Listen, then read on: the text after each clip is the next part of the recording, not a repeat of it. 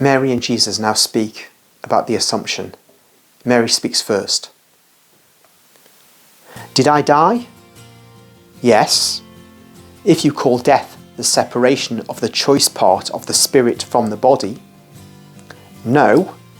If by death you understand the separation of the vivifying soul from the body, the corruption of the flesh no longer vivified by the soul, and before that, the lugubrious sepulchre, and before all these things, the pangs of death. Just a pause there. There's an important doctrinal statement about the soul and the spirit. There are some Protestants who go astray because St. Paul speaks of spirit, soul and body, and they believe there are three elements to the person as opposed to body and soul, where we say there are two elements. Mary is making clear here that the choice part of the spirit separated from her body, but her vivifying soul did not. So we know that the soul animates the body. That remained in her, and so she did not see corruption in the way that we will see corruption when we die. So her soul, vivifying part, remained in her body. As one might say, the engine room remained there. So the body didn't see corruption. But the part of the soul, which we might say is the spirit, she says, the choice part of the spirit from the body, that was separated. That left her mortal body. And this enables us to say, yes, it's perfectly proper to speak of spirit, soul and body, as St. Paul does. But it's also absolutely correct to say there's not a tripart division in the human being. There are two fundamental parts, body and soul. And within the soul is the spirit, if I say within, not wishing to make it seem physical or in space. And thus, once again, we have a confirmation of the correctness of the Catholic position. Continuing with what Mary has to say. How did I die? Or better, how did I pass from the earth to heaven? First with my immortal part, then with the perishable one, as it was fair for her who did not become acquainted with the stain of sin. That evening, the sabbatic rest had already begun. I was speaking to John about Jesus and his things. The evening hour was full of peace.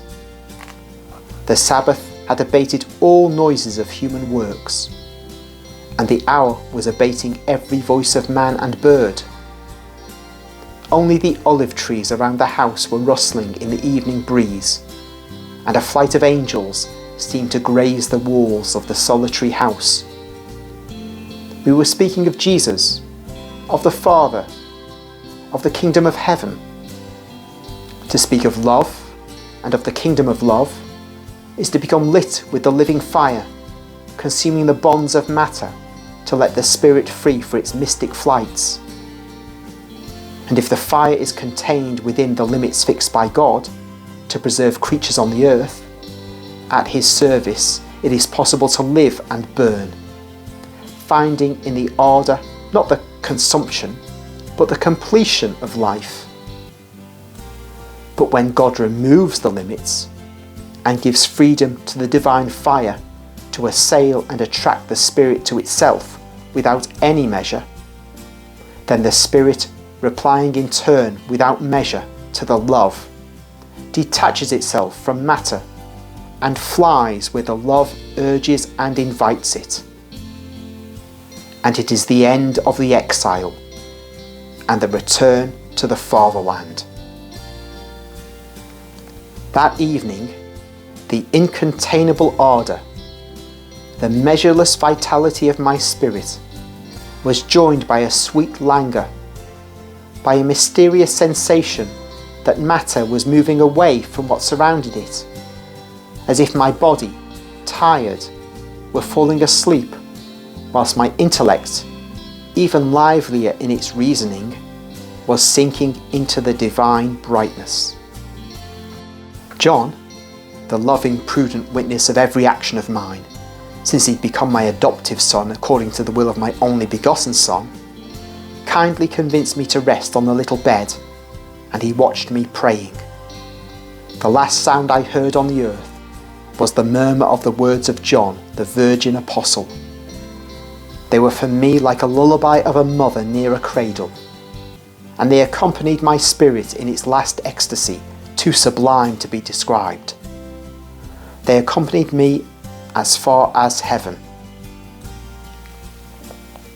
John, the only witness of this sweet mystery, arranged me by himself, enveloping me in my white mantle without changing my dress or veil, without any washing or embalming. The Spirit of John, as is evident from his words of the second episode of this cycle that goes from the Pentecost to my Assumption, already knew that I would not decay, and it taught the apostle what to do.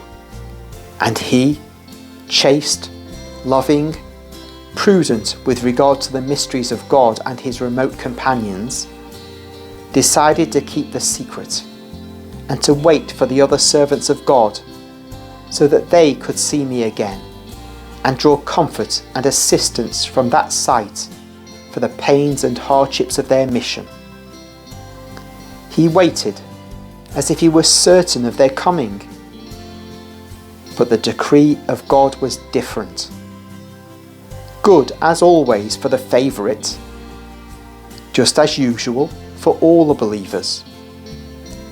He made the eyes of the former heavy with sleep, so that he might be spared the torture of seeing also my body abducted from him. He presented the believers with a further truth that would encourage them to believe in the resurrection of the flesh, in the reward of an eternal blissful life granted to the just, in the most mighty and pleasant truths of the New Testament, my immaculate conception, my divine virginal maternity, in the divine and human nature of my Son, true God and true man, born not by human will, but through divine nuptials and divine seed laid in my womb.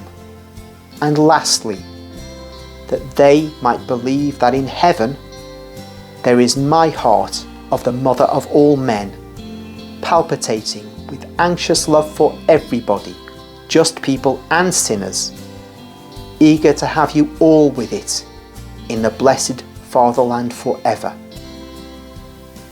When I was taken out of the little house by the angels, had my spirit already come back to me? No. My spirit was not to descend again on the earth. It was adoring before the throne of God. But when the earth, the exile, the time and the place of the separation from my one and trine Lord were left forever, my spirit came back to shine in the centre of my soul, drawing the flesh from its sleep. So it is just to say that I ascended to heaven in body and soul, not through my own capability, as it happened for Jesus, but through angelic help. I awoke from that mysterious and mystic sleep. I rose. I flew finally, because by now my flesh had achieved the perfection of glorified bodies. And I loved. I loved my Son, whom I found again, and my Lord, one and trine. I loved him, as is the destiny of all the eternal living beings. That was a statement given by Mary on the 18th of April 1948.